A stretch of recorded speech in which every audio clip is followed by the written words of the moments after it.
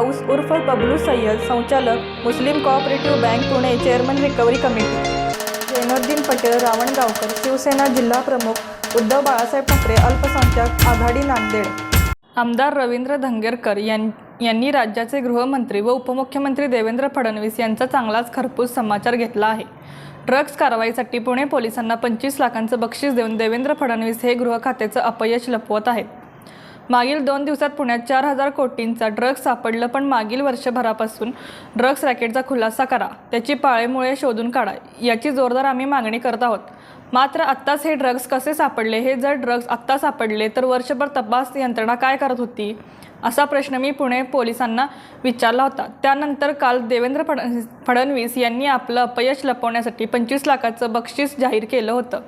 Pune police आणि गृह खात्यांना या सगळ्या ड्रग्ज रॅकेटचा खुलासा केला तर यापुढे ड्रग्ज विकणारा कधीही कसं रॅकेट चालवायचं धाडस करणारच नाही, असे रवींद्र धंगेरकर शेवटी म्हणाले।